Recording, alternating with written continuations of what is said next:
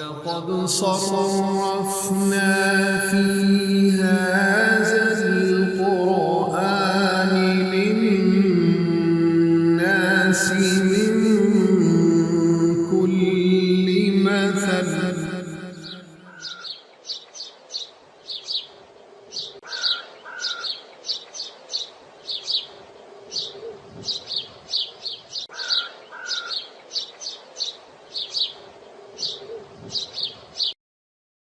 بسم اللہ الرحمن الرحیم اِنَّا أَنزَلْنَاهُ فِي لَيْلَةِ الْقَدْرِ وَمَا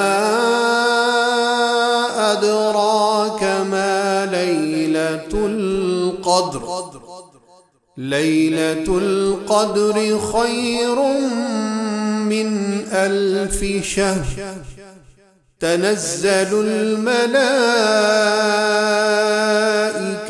والروح فيها بإذن ربهم من كل أمر سلام هي حتى مطلع الفجر. معزز و مکرم خواتین و حضرات، محترم قاری صاحب کی زبان سے آپ نے سورۃ القدر کی تلاوت سماعت فرمائی. یہ سورت مکی ہے اور اس میں 5 آیات ہیں. اس سورت کا مکی ہونا یہ دوسری سورتوں کی نسبت زیادہ نوٹیبل ہے. اس کی کوئی وجہ ہے، آگے چل کے بات ہوگی. اس سورت کا ترجمہ سنیے. اللہ کریم ارشاد فرماتا ہے، بے شک ہم نے ہی قرآن کو شب قدر میں نازل کیا. اور آپ کیا سمجھے کہ شب قدر کیا ہے؟ شب قدر 1000 مہینوں سے بہتر ہے. اس میں فرشتے اور روح القدس اپنے رب کے حکم سے ہر امر کو لے کر اترتے ہیں. یہ رات سراسر سلامتی ہے، یہ فجر کے طلوع ہونے تک جاری رہتی ہے. یہ سورت کا ترجمہ تھا. حسب ثابت یہ بات بھی قابل توجہ ہے کہ اس سورت کے اندر بھی بہت سے الفاظ ایسے ہیں جو اردو کے اندر استعمال ہوتے ہیں. جیسے لیل، ہم اردو میں بھی لیل و نہار بولتے ہیں. خیر، جس کا معنی ہوتا ہے بھلائی. روح، اذن، رب، امر، مطلع اور فجر.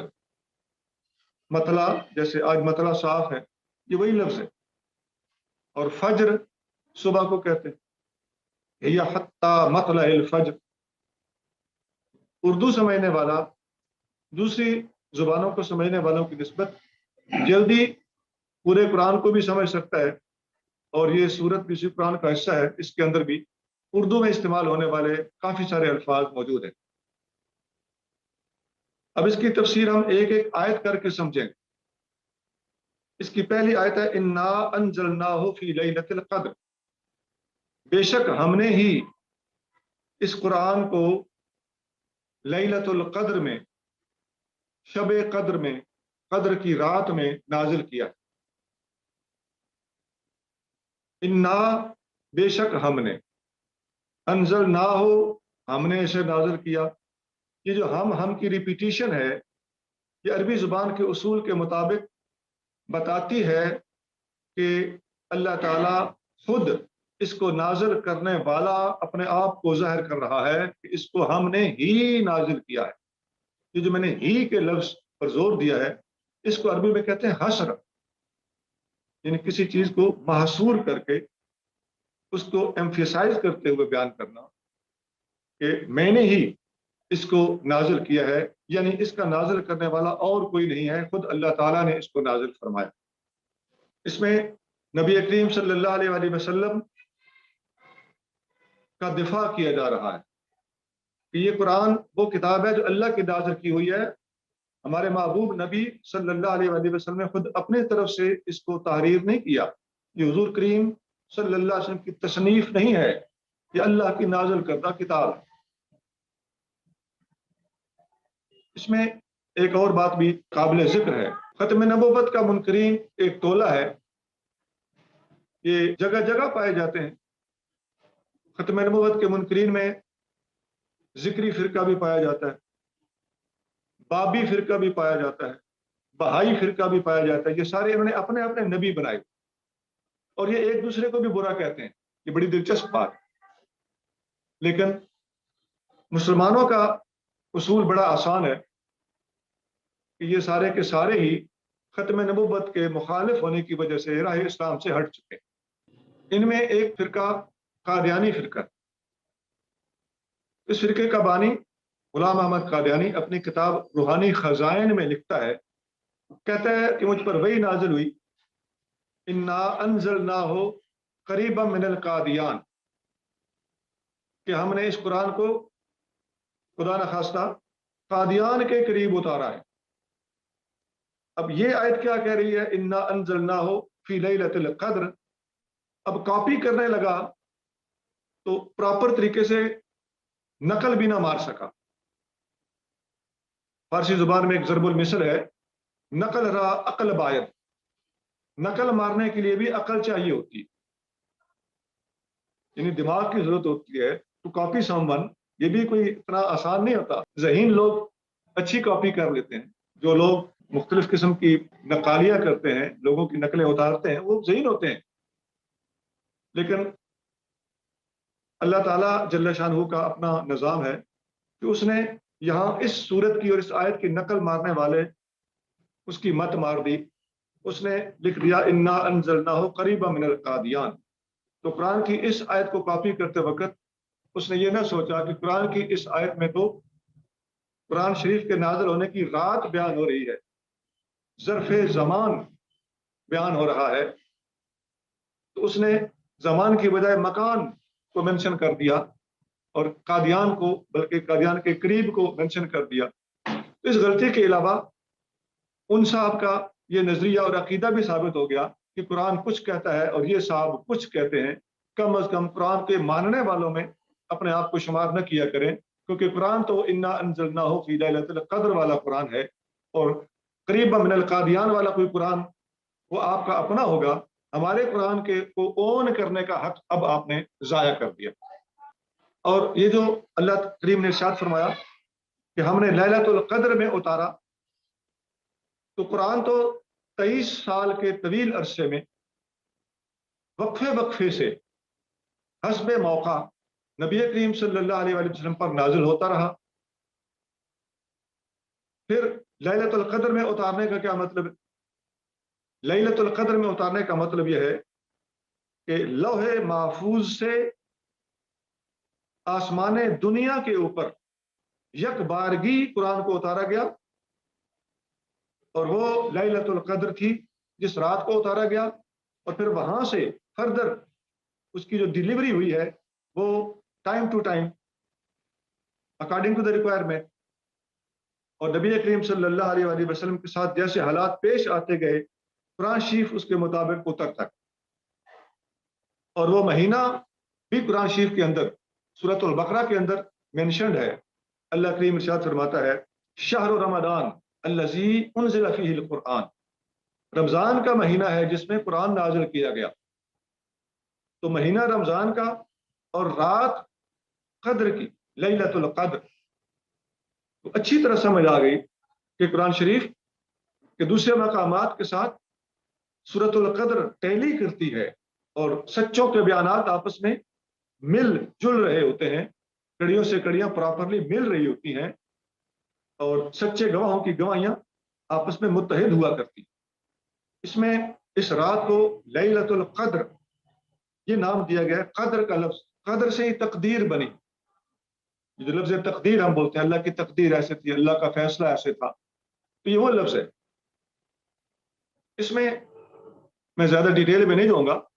قرآن میں تقدیر کا ذکر جگہ جگہ ملتا ہے، اور یہ پوری کی پوری صورت ہی، اس کا نام ہی قدر ہے، گویا تقدیر کا لفظ اور تقدیر کے ساتھ تعلق رکھنے والی پوری کی پوری صورت قرآن کے اندر موجود ہے۔ لہذا جو اہل اسلام کا عقیدہ تقدیر ہے، وہ صرف تقدیر کے لفظ جو قرآن میں استعمال ہوئے ہیں ان سے ہی نہیں، بلکہ پوری کی پوری صورت اسلام کے ساتھ قرآن کے اندر موجود ہے۔ اور اس رات کو پورے کے پورے سال کے پروگرام جو ہیں وہ آگے ہینڈ اوور کر دیے جاتے ہیں اور ان کو نافذ کر دیا جاتا ہے پورے کے پورے سال کے لیے۔ اگرچہ پوری کی پوری دنیا کی تقدیر اللہ کریم جل شانہ نے پہلے سے لکھ دی ہے، لیکن سال سے سال ان ساری کی ساری تقدیری باتوں کا اور ان فیصلوں کا ڈیلیور ہو جانا یہ اس رات کو ہوا کرتا ہے۔ اس رات میں تقدیر کے فیصلوں کا تعلق صرف ایک سال سے ہوتا ہے۔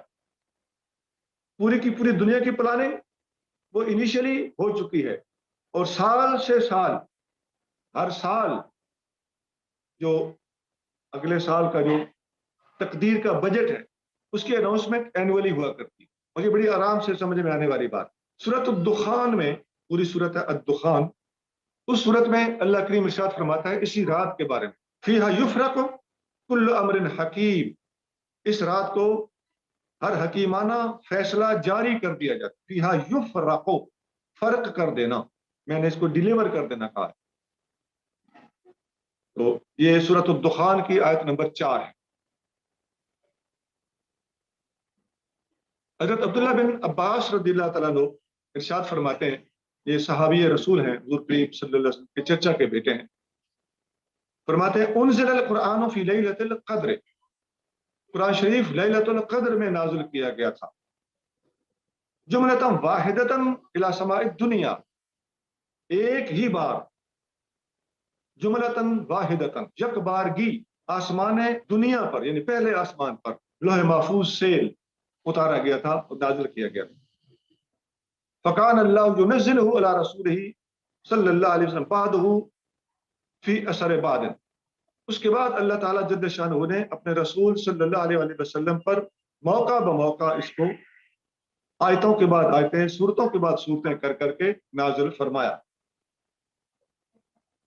قال عز وجل، ابن عباس آگے قرآن کی آیت کوٹ کرتے ہیں، فرماتے ہیں وقال الذین کفروا، کافروں نے اعتراض کیا، لولا انزل علیہ القرآن جملۃ واحدۃ، کہ نبی پر پورے کا پورا قرآن سڈنلی ایک ہی مرتبہ سارے کا سارا نازل کیوں نہیں کیا گیا؟ تو اس کا جواب اللہ تعالیٰ دے رہا ہے کذالک، ہماری حکمت عملی یہی ہے، لنثبت بہ فؤادک، اے محبوب ہم نے یہ ایسا اس لیے کیا ہے تاکہ آپ کے دل کو ہم مضبوط رکھیں۔ ہمارا بار بار آپ کے پاس پیغام جانا آپ کے دل کو مضبوط رکھے گا کہ اللہ از ان کانٹیکٹ وتھ می، آپ کا حوصلہ بڑھانا ہمارا مقصد تھا۔ ورتلناہ ترتیلا، اور ہم نے اس کو ٹھہر ٹھہر کر آپ کے اوپر پڑھا ہے۔ تو ٹھہر ٹھہر کر اللہ کا جبریل امین کے ذریعے سے اپنے نبی صلی اللہ علیہ وسلم پر اس کو پڑھنا، اور نجمن فنجمن، آہستہ آہستہ اس کو اتارنا، ایک ریگولر کانٹیکٹ اپنے محبوب کے ساتھ رکھنا۔ اس میں حکمت کیا تھی؟ تاکہ اے میرے محبوب آپ کا حوصلہ بلند رہے، آپ کو یہ باور ہوتا رہے کہ میرا اللہ ہر وقت میرے ساتھ ہم کلام ہے۔ تو یہ مستدرک حاکم میں حدیث نمبر 4009 ہے، 4009، اور ابن جریر میں 29,183 ہے، سند اس کی صحیح ہے۔ اس سے اگلی آیت ہے وما ادراک ما لیلۃ القدر، آپ کیا سمجھے کہ لیلۃ القدر بھلا کیا ہے؟ یہ آپ کیا سمجھے، اس کے دو پہلو ہیں۔ اصل الفاظ ہیں وما ادراک کا، اس کا لغوی معنی ہے آپ کو کیا خبر۔ اگر نبی کریم صلی اللہ علیہ وآلہ وسلم ڈائریکٹلی، چونکہ آپ مخاطب ہیں، اس کے آپ کو ایڈریس کیا جا رہا ہے، تو حضور کی باری آئے تو اس کا مفہوم یہ بنتا ہے کہ اے میرے محبوب آپ کیا سمجھے. گویا اللہ تعالیٰ اپنے محبوب سے سوال کر رہا ہے کہ لیلۃ القدر کیا ہے. اور اگر نبی کریم صلی اللہ علیہ وسلم کے وسیلہ سے لوگوں کو ایڈریس کیا جا رہا ہو، ان کو خطاب کیا جا رہا ہو، اس کا مطلب، اس کا ترجمہ اب یہ ہوگا آپ کو کیا پتا کہ لیلۃ القدر کیا. دونوں صورتوں میں ایک بات سمجھ میں آتی کہ اس سے پہلے بہرحال whether the holy prophet صلی اللہ علیہ وسلم is being addressed or the whole nation، دونوں صورتوں میں سمجھ آتی ہے کہ نبی کریم صلی اللہ علیہ وسلم سے پہلے اس رات کی خبر کسی اور کو نہیں تھی، اور دنیا میں یہ رات انٹروڈیوسڈ نہیں تھی، لوگ اس سے آگاہ اور واقف نہیں تھے. یہ اعزاز، یہ شرف اور یہ جو رعایت دی گئی ہے یہ اس امت مسلمہ کے لیے خاص ہے. یہاں علماء نے اسی وما ادراکا کے لفظ سے استدلال کرتے ہوئے بیان کیا ہے کہ لیلۃ القدر اس امت کی خصوصیت یہ اور امتوں میں نہیں ہوا کرتی تھی. اللہ نے خود انعام فرماتے ہوئے اپنے نبی صلی اللہ علیہ وسلم کو یہ رات عطا فرمائی. بعض علماء نے اپنی کتابوں میں یہ مینشن کیا کہ اس جمہور کا یہ نظریہ ہے، جمہور اہل اسلام. اسلام میں جمہوریت جب بات کی جاتی ہے تو عوام کی جمہوریت مراد نہیں ہوتی، اہل علم کی جمہوریت مراد ہوتی. یہ مغربی جمہوریت اور اسلامی جمہوریت میں فرق ہے، اور یہ زمین آسمان کا فرق. یہاں بندوں کو گنا نہیں جاتا، اسلام میں بندوں کو تولا جاتا. اہل علم کی اکثریت اور جمہور کا یہ فیصلہ ہے کہ یہ رات جو ہے اس امت کے ساتھ خاص ہے. اور چند علماء ایسے بھی ہیں جنہوں نے کہا ہے کہ یہ صرف جمہور کا فیصلہ نہیں ہے، یہ متفق کا فیصلہ ہے، اس پر اجماع ہے، کسی نے اس پر اختلاف نہیں کیا کہ اس امت میں صرف اور صرف بطور خاصہ اللہ کی عطا ہوئی. بعض علماء نے اس پر جو اجماع نقل کیا ہے تو یہ بات علامہ ابن کثیر رحمۃ اللہ علیہ نے تفسیر ابن کثیر میں جلد نمبر 4 اور صفحہ 726 پر بیان فرمائی. اس سے اگلی آیت ہے لیلۃ القدر خیر من الف شہر، کہ لیلۃ القدر جو ہے یہ 1000 مہینوں سے بہتر ہے. اب 1000 مہینوں سے ایک رات بہتر ہے. رات اٹ سیلف اہم ہے یا رات کے اندر کی جانے والی عبادت اہم ہے؟ تو علماء نے صاف لکھا ہے کہ راتیں اٹ سیلف آپس میں کمپیریٹیولی افضل یا ادنا ہوں، یہاں اس کی بات نہیں ہو رہی. رات کے اندر کی جانے والی عبادت کی بات ہو رہی ہے کہ اگر باقی راتوں میں بندہ عبادت کرے گا تو 1000 مہینے کی راتیں بندہ عبادت کرتا رہے، یا 1000 مہینہ پورا دن رات ملا کے عبادت کرتا رہے، تو اس عبادت سے اس ایک رات کی عبادت یہ غالب ہے، بھاری ہے اور زیادہ اجر رکھتی ہے. اس بات کی تائید کہ رات کی عبادت مراد ہے یہ حدیث سے ہوتی ہے. حدیثوں کے اندر کتابیں بہت ساری ہیں جن میں یہ ارشاد فرمایا گیا ہے. موطا امام مالک حدیث نمبر 698، ابن جریر، میں حدیثوں کے نمبر نہیں بولتا، ابن ابی حاتم اسباب النزول للواحدی، ابن کثیر، قرطبی وغیرہ، اور سند اس کی صحیح ہے کہ آپ کریم صلی اللہ علیہ وسلم نے سوچا کہ اگلے لوگوں کی عمریں بہت بڑی ہوتی تھی، ہزاروں ہزاروں مہینے ایک ایک بندے کی عمر ہوتی تھی، تو وہ نیکیاں کرتے تھے. تو جتنی لمبی عمر ہے، اگر ایک نیک آدمی اتنی لمبی عمر نیکیاں کرے تو وہ تو میری امت کی عمریں تو 60 70، یہ ایوریج عمر یہ تو تھوڑی ہوتی ہیں. تو وہ بندے لمبی عمر کی وجہ سے میری امت کی نسبت لیڈ لے جائیں گے، آگے نکل جائیں گے اجر اور ثواب اور مقام اور درجات کے لحاظ سے. تو اللہ تعالیٰ نے اپنے محبوب صلی اللہ علیہ وسلم کو ایسی رات عطا فرمائی جس میں عبادت کا اجر 1000 مہینوں کی عبادت سے زیادہ. اب وہ جو پیچھے تھا کہ آپ کیا سمجھے کہ لیلۃ القدر کیا ہے، تو یہ اس کی ایکسپلینیشن بھی آ گئی کہ ہم بتا دیتے ہیں کہ یہ کیا ہے.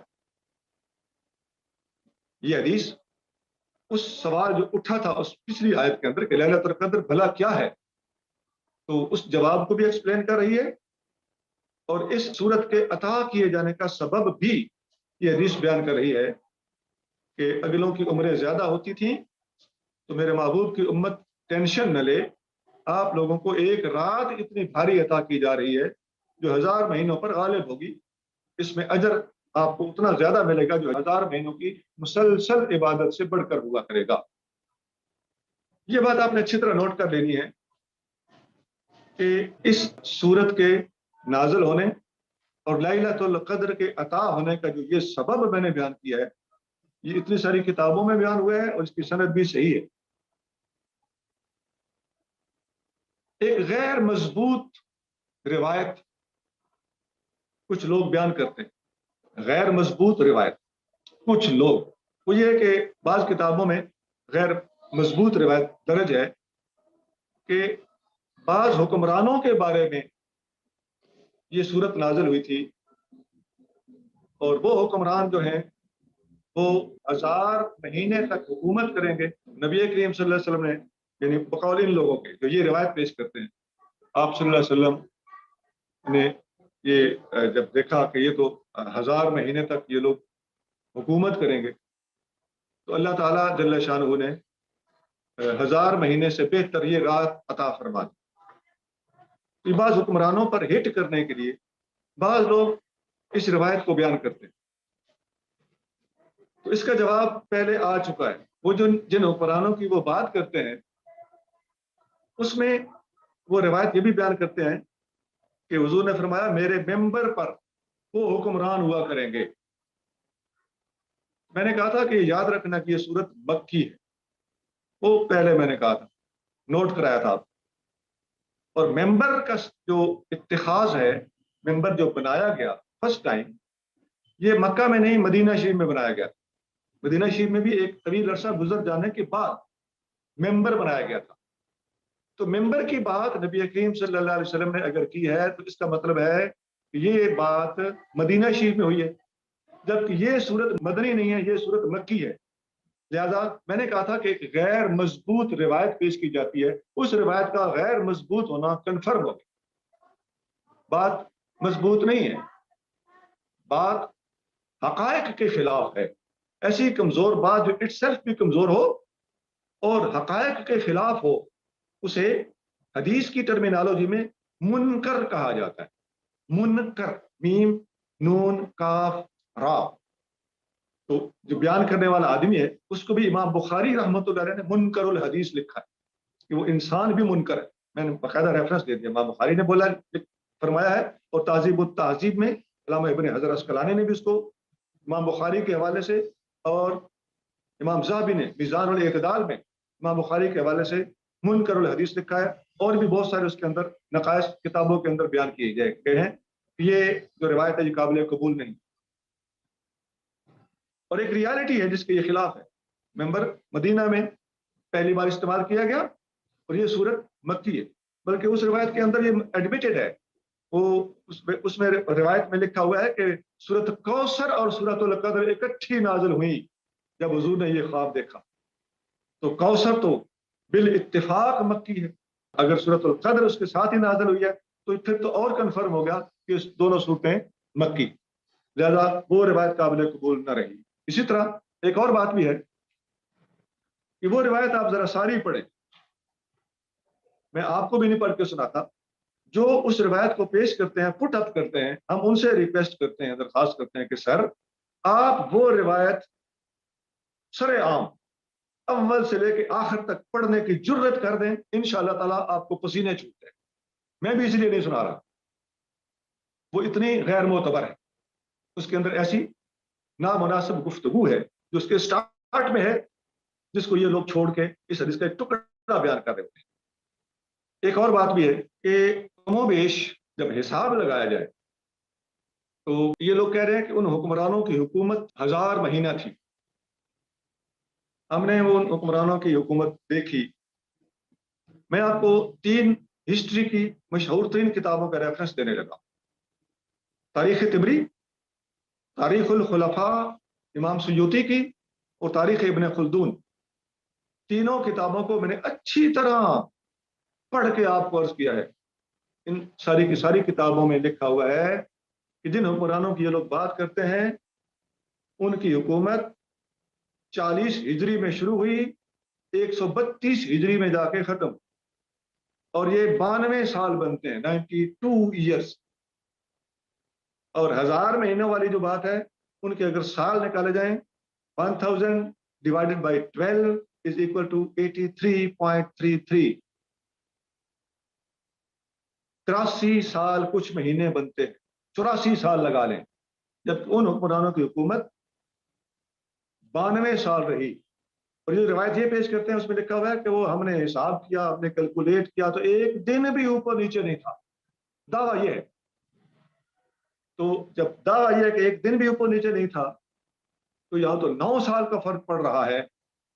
لہذا یہ بات ایک بہت بڑی حقیقت سے ٹکرا گئی، جس طرح کہ یہ بات اس سے پہلے میں نے بتایا کہ ممبر مدینہ شریف میں استعمال ہوا تھا، اس حقیقت کے ساتھ بھی ٹکرا گئی۔ اسی طرح یہاں پھر بھی جو سالوں کی کیلکولیشن ہے اس کے ساتھ بھی اس بات نے، اس روایت نے ٹکرا کر اپنا ضعف اور اپنا ناقابل قبول ہونا ظاہر کر دیا، واضح کر دیا۔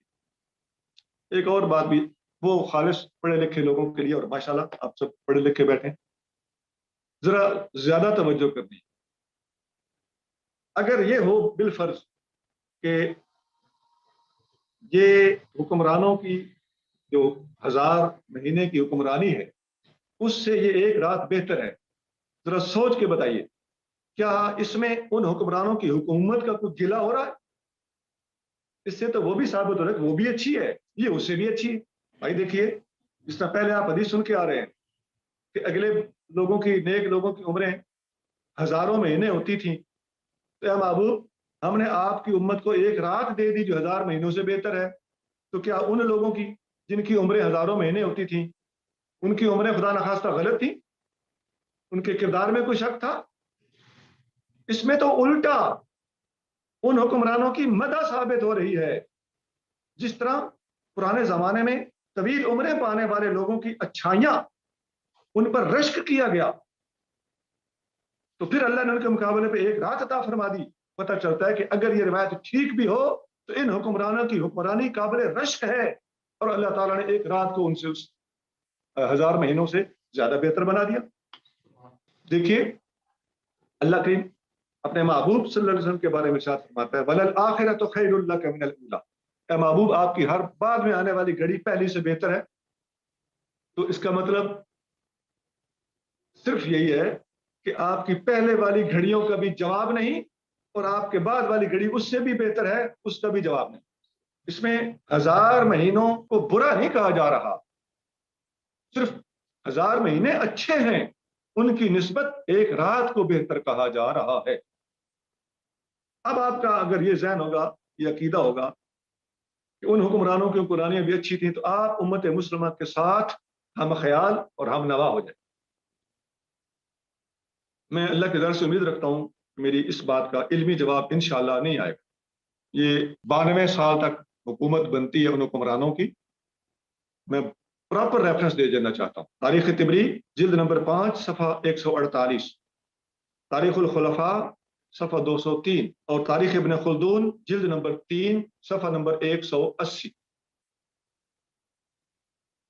یہ کل عرصہ 92 سال کا بنتا ہے، اور اس دوسرے اس سوال کے جو جوابات ہیں وہ میں نے آپ کے سامنے کھول کے رکھ دی۔ اب آگے چلتے ہیں، اس رات کے لیلۃ القدر کے جو فضائل ہیں، لیلۃ القدر خیر من الف شہر، لیلۃ القدر 1000 مہینے سے بہتر ہے۔ اس کے فضائل کے اوپر یہاں بات سجتی ہے کہ نبی کریم صلی اللہ علیہ وآلہ وسلم نے جو احادیث ارشاد فرمائی ہیں، یہاں ان حدیث کو بھی بیان کر دیا جائے۔ ایک حدیث میں آتا ہے کہ نبی کریم صلی اللہ علیہ وآلہ وسلم نے ایک دفعہ ارادہ فرمایا کہ میں یہ رات لوگوں کو بتا دوں۔ حضرت انس بن مالک رضی اللہ تعالیٰ عنہ روایت کرتے ہیں خرج علینا رسول اللہ صلی اللہ علیہ وآلہ وسلم، نبی کریم صلی اللہ علیہ وآلہ وسلم ہماری طرف تشریف لائے، نکلے اپنے کاشانہ اقدس سے۔ فقال انی اریت هذه الليلة في رمضان حتى تلاح الرجلان، فرمایا کہ مجھے یہ رات پوائنٹ آؤٹ کر کے بتا دی گئی کہ کون سی رات ہے، لیکن میں جب بتانے کے لیے آ رہا تھا تو راستے میں نے دیکھا 2 آدمی آپس میں جھگڑا کر رہے تھے. ان کے جھگڑے کی وجہ سے فروفیہ وہ اٹھا لی گئی. اللہ تعالیٰ نے اس کو بتانے کی اجازت نہیں دی، یا اس رات کی کنفرمیشن اللہ تعالیٰ نے وڈرا کر لی کہ میں کنفرم کر کے لوگوں کو نہیں بتاؤں گا. اور آپ صلی اللہ علیہ وآلہ وسلم نے اتنا فرما دیا، ہنٹس دے دیے، اشاریہ دے دیا، فَالْتَمِسُوهَا فِي التَّاسِعَةِ وَالسَّابِعَةِ وَالْخَامِسَةِ، کہ اس رات کو 25، 27، 29 آخری عشرے کی ان 3 راتوں میں، رمضان کی 25، 27 اور 29 راتوں میں تلاش کرو. یہ حدیث کافی ساری کتابوں میں، موطا امام مالک میں پورا چیپٹر ہے ما جاء فی لیلۃ القدر، حدیث نمبر 13 ہے. اس سے ملتی جلتی حدیثیں بخاری اور مسلم میں بھی موجود ہیں. تو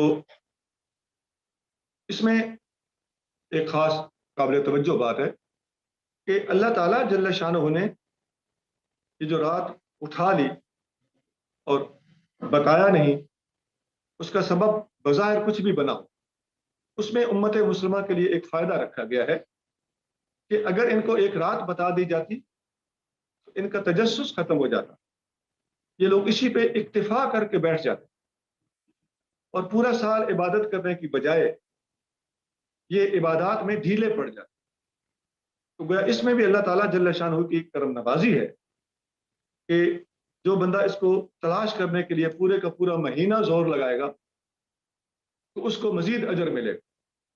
اور اللہ کی رحمت سے عین امید کی جاتی ہے کہ جس نے لیلۃ القدر کو ڈھونڈنے کے لیے زیادہ سے زیادہ جاگنے کی کوشش کی، بالفرض اسے نہیں بھی ملی تو اعمال کا دار و مدار نیتوں پر ہے. اور اللہ بڑا کریم ہے. میرے استاد بہت شعر پڑھا کرتے تھے، یا رب تو کریمی و رسول تو کریم، صد شکر کے ہنستے ممیان دو کریم. کہ اللہ تو بھی کریم ہے، تیرے رسول بھی کریم ہے، میں 100 بار شکر کرتا ہوں کہ میں 2 کریموں کے درمیان ہوں.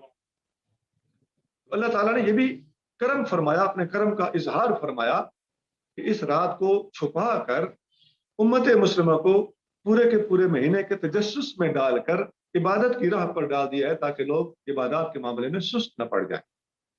اللہ تعالیٰ قرآن شریف میں ارشاد فرماتا ہے الذین جاہدوا فینا لنہدینہم سبلنا، جو لوگ ہمارے اندر مجاہدہ کریں گے ہماری خاطر، جو لوگ ہمت لڑائیں گے، کوششیں کریں گے، ہم ان پر اپنے راستے کھولیں گے. اس رات کو چھپا کر مجاہدے کا راستہ عطا کیا گیا ہے، مجاہدے کی راہ پر ڈالا گیا ہے، اور اپنی راہیں ان لوگوں پر کھولنے کا وعدہ قرآن میں کیا گیا ہے کہ جو مجاہدہ کریں گے، من طلب فقد وجد، جس نے طلب کی اسے مل گیا. تو طلب اور جستجو اس کو اللہ تعالیٰ نے بحال رکھنے کے لیے اس رات کو ظاہر کرنا، اس کو آپ اللہ نے واپس لے لی. جب بندہ ایک چیز کو ڈھونڈتا ہو نا تو نہ ملتی ہو، تو جو اس کے دل پہ بیتتی ہے اس کی اللہ کے ہاں بڑی قدر ہے.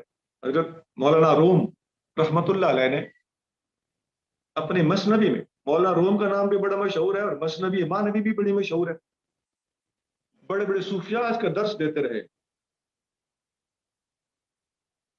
ہمارے مرشد کریم اس کا بڑا مطالعہ فرماتے تھے. سائیں بادشاہ حضرت مفتی اعظم قطب الافطاب محمد قاسم مشوری رحمت اللہ، قرآن شریف اور ان دیگر تصوف کی کتابوں میں مثنوی امام نبی مولانا روم تو بڑی بلند پایا کتاب ہے، اور اولیاء کے مشرب کی، مسلک کی، تعلیمات کی، عقائد و نظریات کی بہت بڑی عکاس کتاب.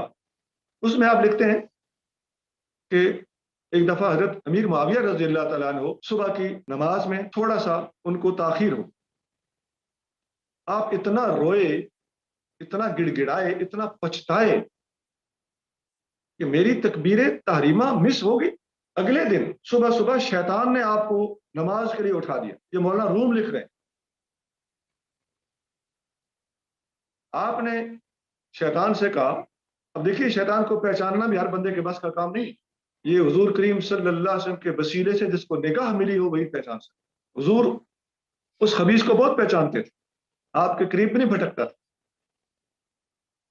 حتیٰ کہ آپ صحابہ کو بتا دیتے تھے کہ آج رات تیرے پاس وہ آیا تھا، وہ ایک لمبا چیپٹر ہے. تو آپ کریم صلی اللہ علیہ وآلہ وسلم کا معاملہ ہی جدا ہے.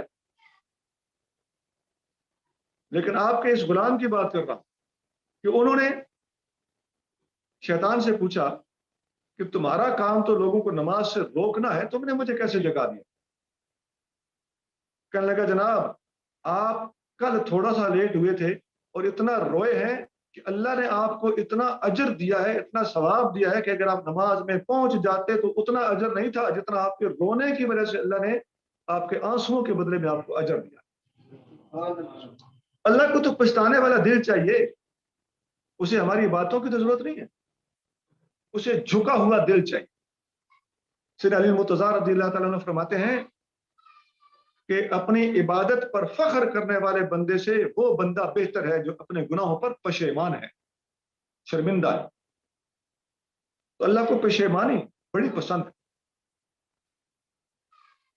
ہائے ہائے، کسی صوفی نے کیا خوب لکھا ہے، آ جا کے زاہداں بہزار اربعی رسن مست شراب عشق با یک آہمی رسد.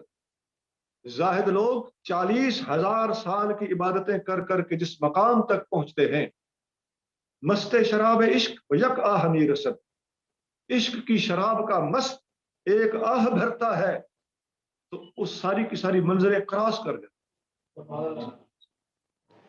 تو اللہ کو ٹوٹا ہوا دل پسند ہے. ایک حدیث قدسی میں اللہ کریم ارشاد فرماتا ہے، امام احمد بن حنبل نے کتاب الزہد میں نقل کی. موسیٰ علیہ السلام نے اللہ سے پوچھا، اے اللہ میں آپ کو کہاں تلاش کروں؟ اللہ نے فرمایا انا عند المنکسرۃ لقلوبہم، جب دل ٹوٹتا ہے میں ادھر ہوتا ہوں، یعنی میں ان کے ٹوٹے ہوئے دلوں کے پاس ہوں. تو یہ دل کا ٹوٹنا اور اللہ کی خاطر مجاہدہ کرنا، اللہ کی خاطر رول جانا، راتوں کو جاگنا، اسے منانے کی کوشش کرنا. تو جب بندہ آہیں نکالتا ہے تو آہیں عرش سے پار جاتی ہیں. حدیث بخاری میں ہے اتق دعوت المظلوم فإنه ليس بينها وبين الله حجاب. مظلوم کی آہ سے ڈر، مظلوم کی آہ میں اور اللہ میں کوئی پردہ نہیں ہوتا. آہ کے درمیان اور اللہ کے درمیان کوئی حائل نہیں، کوئی پردہ نہیں، ڈائریکٹ عرش پہ جاتی. تو اس رات کو چھپا دیا گیا تاکہ لوگ تجسس میں ہوں، تلاش میں ہوں، آہیں بھریں، اور وہ آہیں جو اللہ کو قبول ہوتی ہیں وہی یہاں نکالنا مقصود. میرے استاد تھے حافظ مختار احمد رحمۃ اللہ علیہ، مجھے فرمایا کرتے تھے جب چوٹ لگتی ہے تو زخم آتا ہے، جب زخم ہوتا ہے تو درد ہوتا ہے، جب درد ہوتا ہے تو آہ نکلتی ہے، جب آہ نکلتی ہے تو عرش پہ جاتی ہے، جب عرش پہ جاتی ہے تو قبول ہو جاتی. اسی لیے دکھی لوگوں اور غریب لوگوں کی آہیں یہ جلدی قبول ہوتی ہیں، ان کی دعائیں جلدی قبول ہوتی ہیں. سکھی لوگوں کی دعاؤں میں قبولیت کا عنصر بہت کم ہوتا ہے. یہ ایک پورے کا پورا مضمون ہے، الگ چیپٹر ہے، اس کے پیچھے بڑے دلائل ہیں، اور صوفیانہ تعلیمات کا یہ شاید مغز ہے جو فقیر اس وقت طرز کر رہا ہے. بس یہ آہیں نکالنے کے ماہر ہوتے ہیں. اللہ تعالیٰ ہمیں آہیں نکالنے کی توفیق عطا فرمائے. اور آہ نکلتی کیسے ہے، اس کے لیے کسی مرد کامل کے ہاتھ میں ہاتھ دیا جائے تو اسے تجربہ ہوتا ہے، اسے علم ہوتا ہے، اسے سمجھ ہوتی ہے کہ میں نے آہ کیسے نکلوانی. وہ ڈنڈے مار مار کے آہیں نہیں نکلواتا، انہیں طریقہ آتا. ایک حدیث میں آتا ہے جب یہ رات آتی، یہ آخری عشرے میں، اذا دخل العشر، جب آخری 10 دن رمضان شریف کے سٹارٹ ہوتے تھے، شدہ میزرہ، نبی کریم صلی اللہ علیہ وسلم اپنا تہبد کس لیتے تھے، مضبوط کر لیتے تھے. اس کا مطلب یہ محاورہ ہے، اس کا مطلب ہے کہ آپ صلی اللہ علیہ وسلم اپنے آپ کو تگڑا کر لیتے تھے، مضبوط کر لیتے تھے اور الرٹ ہو جاتے تھے. وَأَحْيَا لَيْلَهُ وَأَيْقَظَ أَهْلَهُ، آپ صلی اللہ علیہ وسلم آخری عشرے کی راتوں کو خود بھی جاگتے تھے اور اپنے گھر والوں کو بھی جگاتے تھے. اہلہ سے مراد ازواج مطہرات، آپ ان کو بھی جگاتے تھے. یہ حدیث بخاری میں بھی ہے اور مسلم شریف میں بھی ہے، متفق علیہ حدیث اس کو کہتے ہیں۔ اس موضوع پر بہت ساری حدیثیں ہیں، میں برکت کے لیے ایک اور حدیث سنا دیتا ہوں۔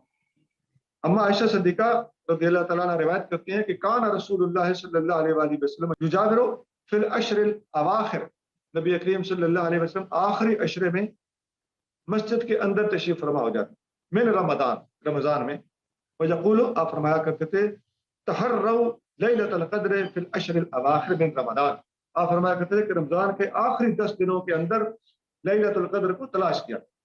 یہ حدیث بخاری میں ہے، حدیث نمبر 2020 ہے، 2020۔ ایک اور حدیث بھی سنا دیتا ہوں اس لیلۃ القدر کے اجر اور ثواب کے حوالے سے۔ آپ صلی اللہ علیہ وسلم فرمایا من قام لیلۃ القدر ایمانا و احتسابا، جس نے ایمان کو مضبوط رکھتے ہوئے اور اپنے گناہوں کا محاسبہ کرتے ہوئے لیلۃ القدر کی رات کو جاگا، غفر له ما تقدم من ذنبہ، اس کے سابقہ سارے کے سارے گناہ معاف ہو گئے۔ ومن صام رمضان ایمانا و احتسابا، اور جس نے رمضان کے ایمان اور احتساب کے ساتھ روزے رکھے، غفر له ما تقدم من ذنبہ، اس سے بھی اس کے سابقہ گناہ معاف ہو گئے۔ یہ بھی بخاری میں حدیث ہے اور حدیث نمبر 1901 ہے۔ اس سے اگلی آیت ہے تنزل الملائکۃ والروح فیہا باذن ربہم من کل امر، اس رات کو ہر معاملے میں فرشتے اور روح الامین یعنی جبریل امین علیہ السلام اللہ کے اذن کے ساتھ زمین پر نازل ہوتے ہیں۔ یہ بھی اس رات کی بہت بڑی فضیلت ہے۔ فرشتوں کا زمین پر آنا کوئی فرشتوں پر پابندی نہیں ہے، حضرت جبریل امین کا وحی لے کر آنا، وحی نبوت، وہ بند ہو چکا ہے۔ ادروائز آپ کا آنا جانا دیگر معاملات کے لیے لیلۃ القدر کو اس آنے جانے میں کوئی حرج نہیں ہے، آپ آ بھی سکتے ہیں، جا بھی سکتے ہیں، اور بہت سارے فرشتوں کو لیڈ کرتے ہوئے آپ زمین پہ اس رات کو بطور خاص اترتے ہیں۔ اور وہ جو آپ نے، میں نے پہلے سورۃ الدخان کی آیت نمبر 4 سنائی تھی، فیہا یفرق کل امر حکیم، اس رات کو ہر حکیمانہ معاملے کا فیصلہ کر دیا جاتا ہے۔ تو وہ سارے کے سارے معاملات، ان کو ڈیل کرنا، وہ فیصلے لے کر آنا، زمین کے اندر ان کو انفورس کرنا، وہ سب کے سب فرشتوں اور جبریل امین کے ذریعے سے اس رات کو ہوتا ہے۔ من کل امر، ہر امر کے معاملے میں، یا امر کا لفظ، اور اس آیت میں جو سورۃ الدخان کی آیت ہے وہاں بھی فیہا یفرق کل امر، ہر امر اس دن ڈیلیور کر دیا جاتا ہے۔ تو دونوں آیتوں میں امر کا لفظ کامن ہے۔ اس سے اگلی آیت ہے سلام ہی حتی مطلع الفجر، سلامتی ہے اس رات کو، اور یہ رات صبح کے طلوع ہونے تک جاری و ساری رہتی ہے۔ اس رات کے جو دورانیہ ہے اس کے بارے میں قول مختار یہ ہے کہ سورج غروب ہونے سے لے کر اگلے دن کا سورج نکلنے تک، یہ سفیدی وغیرہ یا پاؤ پھوٹنے کی بات نہیں ہوتی، سورج غروب ہونے سے لے کر سورج نکلنے تک، یہ 10 گھنٹے بنے یا 14 گھنٹے بنے، میں پاکستان کے حوالے سے بات کر رہا ہوں، ہماری منیمم رات 10 گھنٹے کی ہوتی ہے اور میکسیمم لانگیسٹ راتیں جو ہوتی ہیں وہ 14 گھنٹے کی ہوتی ہیں آلموسٹ۔ تو جو بھی ہو، وہ پوری کی پوری رات، سن سیٹ ٹو دا ڈان، یہ اس کا دورانیہ، اور فرشتے اہل ایمان کو سلام پیش کرتے رہتے، سلام، یہ بھی ایک اعزاز ہے کہ اہل ایمان کو، اہل اسلام کو، عبادت گزاروں کو فرشتوں کی طرف سے سلام ہو، بڑی بات ہے۔ اور ظاہر ہے فرشتے اللہ کے حکم سے آئے ہیں تو وہ انڈائریکٹلی سلام اللہ کی طرف سے۔ تو قرآن شریف میں سلام قولا من رب الرحیم، یہ سلام رب رحیم کی طرف سے جو جنتیوں کو ہوگا اس کا ذکر سورۃ یاسین میں ہے، وہ ڈائریکٹ اللہ کی طرف سے سلام ہوگا۔ جنتی لوگ جنت کی نعمتوں کے اندر مصروف اور مشغول ہوں گے، یکا یک اوپر سے ایک نور پھوٹتا ہوا جب نظر آئے گا تو سب اوپر دیکھیں گے تو اللہ کی طرف سے جنتیوں پر سلام آ رہا ہوگا، اور اس وقت وہ جنت کی رنگینیاں اور عیش و عشرت سب کچھ بھول کر اللہ کے دیدار میں محو ہو جائیں۔ اللہ کے سلام میں اور اللہ کی زیارت میں اتنی بڑی کشش، یہی وجہ ہے کہ جو لوگ اس دنیا میں بھی اللہ تعالیٰ جل شانہ کے اس دنیا کے اندر ممکن دیدار میں جب محو ہو جاتے ہیں تو انہیں یہ دنیا بھول جاتی ہے. جب اللہ کا فل دیدار ہوگا جیسے اللہ ہے تو اس وقت جنت بھول جائے گی. تو یہاں جب اس کا صفاتی دیدار ہوتا ہے تو یہاں دنیا بھول جاتی ہے. یہ بہت پیارا کمپیریزن ہے. دنیا کے مقابلے پہ اللہ کا دنیا کی حد تک ممکن دیدار صفاتی جلوہ اس کو کہہ سکتے ہیں سادہ لفظ میں. اور یہ دنیا کے ساتھ صفات کا اگر کمپیریزن ہے تو آخرت میں پھر جنت کے ساتھ اللہ کی ذات کا کمپیریزن بھی اسی لیول کا ہوگا. تو یہ نسبت اور تناسب یوں ہی بنتا ہے. ایک حدیث میں آتا ہے انس بن مالک رضی اللہ تعالیٰ عنہ اس حدیث کو روایت فرماتے ہیں. آپ فرماتے ہیں کہ نبی کریم صلی اللہ علیہ وسلم نے ارشاد فرمایا جب لیلۃ القدر آتی ہے تو حضرت جبریل علیہ السلام فرشتوں کے ہجوم میں زمین پر اترتے ہیں.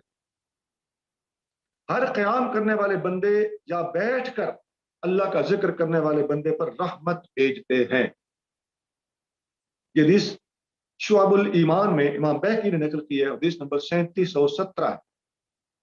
یہاں ایک دو باتیں میں ان شارٹ کلیئر کر دیتا ہوں. ایک تو یہ کہ لیلۃ القدر اب پاکستان میں ایک رات ہے تو ہو سکتا ہے کینیڈا میں وہ رات نہ ہو, ایک رات کا فرق. عرب شریف میں وہ رات نہ ہو, ایک رات آگے یا پیچھے ہو. تو پھر لیلۃ القدر کون سی رات کہلائے گی؟ کس ملک میں لیلۃ القدر ہوگی, کس ملک میں نہیں ہوگی؟ اس کا جواب یہ ہے کہ لیلۃ القدر ایک ہی ہے, وہ جہاں سے چاند کی گردش کے ساتھ ساتھ چاند اسے ٹرانسمٹ کر رہا ہے. میں سادہ لفظ میں سمجھانے کے لیے لفظ بول رہا ہوں. تو وہ جو اگلا 12 گھنٹے کا جو چاند کی گردش کے حوالے سے دورانیہ ہے, تو اس وقت چاند کی گردش جتنے ایریے کو اپنے لپیٹ میں لے گی وہ ساری کی ساری جگہ جہاں جہاں وہ چاند طلوع ہوتا چلا جائے گا وہاں وہاں کے علاقے میں لیلۃ القدر نمودار ہوتی چلی جائے گی. سبحان اللہ. یہ زمین پر اس کا ظہور ہو رہا ہے لیکن it is being transmitted by the moon, by the rotation of the moon. دوسرے نمبر پر ایک حدیث میں آتا ہے کہ اس رات کو خاص طور سے مانگے جانے والی دعا بھلا کیا ہے؟ نبی کریم صلی اللہ علیہ وسلم نے ارشاد فرمایا کہ اس رات کو یہ دعا پڑھا کرو, اللہم انک عفو تحب العفو فاعف عنی. بعض لوگ اس میں اپنی طرف سے اضافہ کر لیتے ہیں, اللہم انک عفو کریم تحب العفو فاعف عنی یا غفور یا غفور یا غفور. اچھی بات ہے, لیکن کیا ہی اچھا ہو کہ صرف وہ الفاظ استعمال کیے جائیں جو نبی کریم صلی اللہ علیہ وسلم نے خود سکھائے. وہ الفاظ اتنے ہی ہیں, اللہم انک عفو, اے اللہ بے شک تو معاف کرنے والا ہے, تحب العفو معافی کو پسند فرماتا ہے, فاعف عنی لہذا مجھے بھی معاف فرما دے. یہ حدیث ترمذی شریف میں حدیث نمبر 3513 3513. یہ میں نے اس صورت کی ایک ایک آیت کر کے اس کی تشریح اور کمنٹری آپ کی خدمت میں رکھی ہے. اللہ تعالی ہمیں قرآن پر عمل کرنے کی توفیق عطا فرمائے. سبحان ربک رب العزت عما یصفون وسلام علی المرسلین والحمد للہ رب العالمین.